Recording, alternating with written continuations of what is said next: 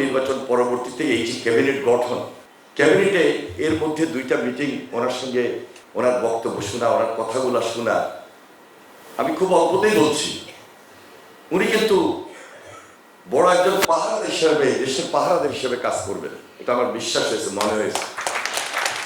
এবং সততাকে উনি এত বেশি মূল্যায়ন করবেন বা করছেন এখন থেকেই, এত অ্যাক্টিভ প্রত্যেকটা মন্ত্রণালয়ের ব্যাপারে, প্রত্যেকটা মন্ত্রীর ব্যাপারে, প্রত্যেকটা ডিপার্টমেন্টের ব্যাপারে, ডে 1 থেকে শুরু করে এখন পর্যন্ত আমি দেখতেছি যে তার তীক্ষ্ণ বুদ্ধি, চিন্তাধারা এবং লক্ষ্যে পৌঁছানোর জন্য কিভাবে 180 দিনের দ্রুত সময়ের মধ্যে কাজগুলা করা, যেটা নির্বাচনী কমিটমেন্ট ছিল। 72 ঘন্টা ময়েশ্চার লক সমৃদ্ধ লিলি বডি ওয়াশ, শিয়া বাটারের গুডনেস স্কিন রিপেয়ার করে রাখে সফট ও গ্লোয়িং। আপনাদের কাছে ছিলাম, মন্ত্রী হওয়ার কারণে আমাকে আপনারা দূরে ঠেলে দেবেন না। আমি চেষ্টা করবো আপনাদের কাছে থাকার জন্য, আর আপনারা চেষ্টা করবেন আমাকে কাছে ধরে রাখার জন্য। আমি এই আহ্বানটুকু ট্রাই করি।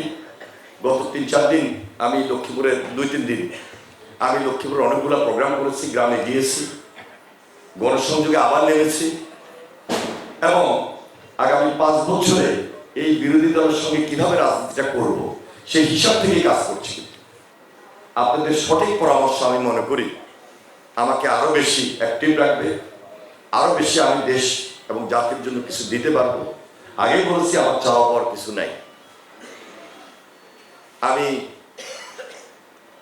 আপনাদের এত অত্যাচার নির্যাতনের মধ্য দিয়ে বড় হয়েছি, হয়তো আমার মৃত্যু হতে পারত, আমার শরীরে অনেকগুলো আঘাতের চিহ্ন আছে, আমি বারবার জেল খেটেছি। আজকে আল্লাহ তাআলা আমাকে যে সম্মান দিয়েছে, আমি যেন সারাটা জীবন এই সম্মানটা রেখে যেতে পারি, ধরে রাখতে পারি, এটাই আমার চাওয়ার কথা। কেউ আমাকে প্রলোভন দেখিয়ে কোনো দুর্নীতির আশ্রয় নিলে এই সুযোগ আমার মধ্যে থাকবে না, আর আমি কাউকে দিব না। এটা আমার প্রতিশ্রুতি, এটা আমার অঙ্গীকার, এটা আমার ফ্যামিলি থেকে আমি পেয়েছি, এটা আমার ছাত্র রাজনীতি থেকে পেয়েছি। এটা আমি বিশেষ করে বলবো আমার প্রাণপ্রিয় নেত্রী, দেশনেত্রী বেগম খালেদা জিয়ার পাশে থেকে কাজ করার সুবাদে পেয়েছি। 72 ঘন্টা ময়েশ্চার লক সমৃদ্ধ লিলি বডি ওয়াশ, শিয়া বাটারের গুডনেস স্কিন রিপেয়ার করে রাখে সফট ও গ্লোয়িং।